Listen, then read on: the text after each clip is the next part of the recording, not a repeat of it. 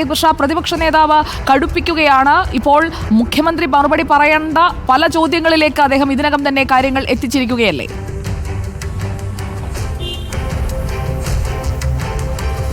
തീർച്ചയായും സുജിയ, ഇന്ന് P V Anwar MLA വാർത്താ സമ്മേളനം വിളിച്ചപ്പോൾ ഉന്നയിച്ച നിരവധിയായ ആരോപണങ്ങളുണ്ട്. അതിനെല്ലാം കൃത്യമായ മറുപടി എന്ന നിലയിൽ തന്നെയാണ് വി ഡി സതീശൻ ഇന്ന് മാധ്യമങ്ങളെ കണ്ടിരിക്കുന്നത്.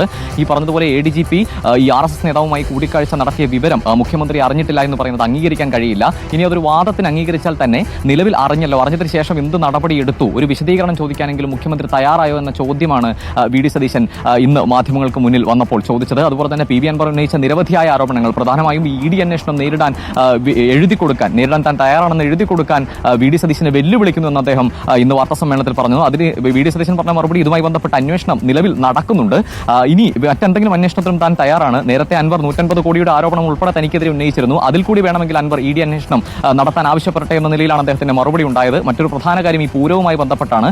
ADGP ഇടപെട്ട് ഇത്തരത്തിൽ പൂരം കലക്കി എന്ന നിലയിലുള്ള ആരോപണമാണ് പ്രധാനമായും ഉന്നയിച്ചിരുന്നത്. എന്നാൽ ഇത്തരത്തിൽ ഈ വിഷയവുമായി ബന്ധപ്പെട്ട് ഇത് നിഷേധിച്ചുകൊണ്ടുള്ള നിരവധിയായ പ്രസ്താവനകൾ ഇന്നുൾപ്പെടെ വന്നിരുന്നു.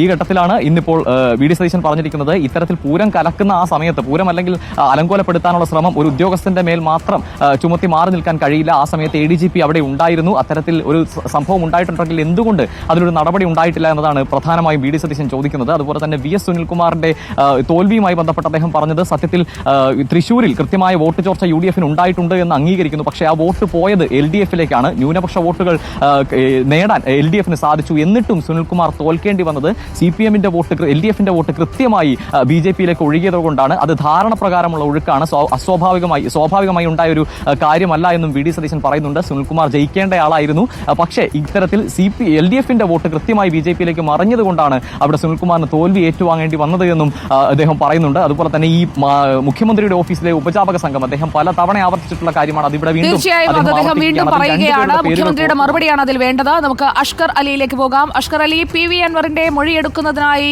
മലപ്പുറത്തേക്ക് സംഘം എത്തിക്കഴിഞ്ഞോ? മൊഴിയെടുക്കൽ തുടങ്ങിയോ? P V Anvar V D സതീശനെ ലക്ഷ്യമാക്കി തൊടുത്തുവിട്ട അമ്പിന് ഇപ്പോൾ സതീശൻ പറഞ്ഞ മറുപടി എന്താണെന്നാണ് അലി അക്ബർ ഷാ പറഞ്ഞത്?